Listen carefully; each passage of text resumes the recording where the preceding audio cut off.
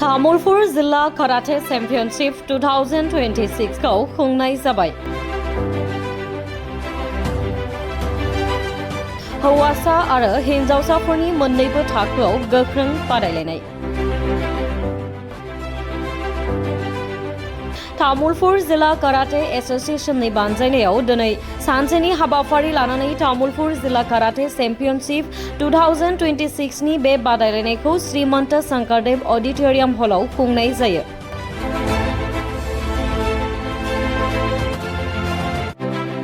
अल Assam karate एसोसिएशनजों गनाय जानाय आरो आसाम अलिम्पिक एसोसिएशनजों सिनायथि होजानाय तामुलपुर जिल्ला कराटे चेम्पियनशिपनि साब जुनियर, जुनियर, केडेट आरो सिनियर बे मोनब्रै थाखोआव बादायलायनायखौ हौवासाफोरनि आरो हिनजावसाफोरनि मोन्नैबो थाखोआव दाब दाब जायगानि गेलेगिरि बिथांमोननि बाहागो लानायजों खुंनाय जायो। जेराव अल आसाम कराटे एसोसिएशननिफ्राय सामलायगिरि, बिजिरगिरि आरो सायख'गिरि बिथांमोनहा बाहागो लाफैदोंमोन। गावनि देहाखौ गोख्रों लाखिनाय आरो कराटे गेलेनायजों लोगोसेनो जिउआव जाफुंसार जानाय, फेग्रा मुवा लानाय बायदिनिफ्राय जानगाराव दोननाय बायदिखौ नोजोर होनानै तामुलपुर जिल्ला कराटे एसोसिएशननि बानजायनायाव बे चेम्पियनशिपखौ खुंनाय जादों होननानै मावफुं आफादगिरि नीरेन रामसियारिया मिन्थिहोयो।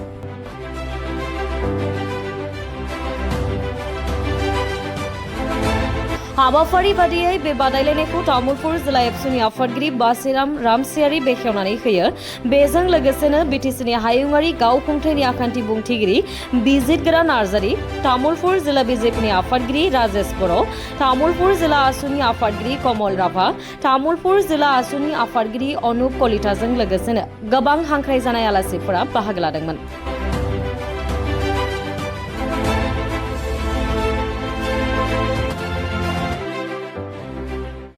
गिबियावनो नोंथांमोननिसिम जोंनि गोसो गोरबोनिफ्राय हामलायनायखौ जासिहरग्रोबाय।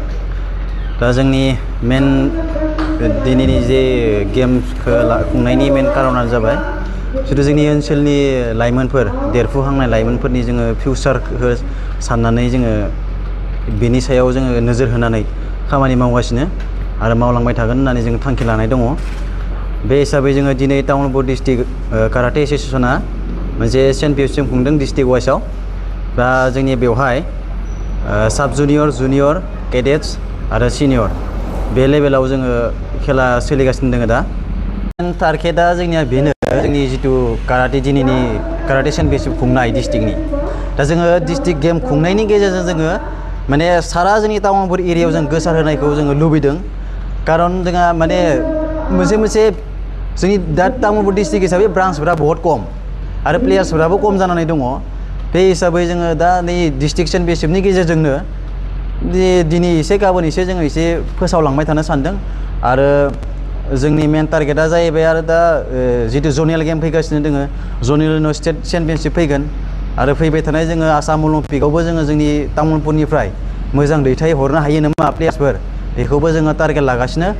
आरो नै स्कुल गेमबो फैगासिनो दङ जोंहा, आन्डार 19 जायो बियो, लासै स्कुल गेम गेलेनो मोनो। बेवहायबो जोंनि तामुलपुर डिस्ट्रिक्टनिफ्रायबो स्टेटसिम जोङो दैथाय हरगोन मोजां मोजां प्लेयारखौ नायनानै, आरो स्टेटनिफ्रायबो जोङो डाइरेक्ट नेसनेल लेभेलसिम स्कुल गेमनि बेवहाय जोङो गेलेहरगोन होननानै, जोंनिफ्राय खैजोनसो प्लेयार्स मोजां ओंखारगोन होननानै जों मिजिंथियो।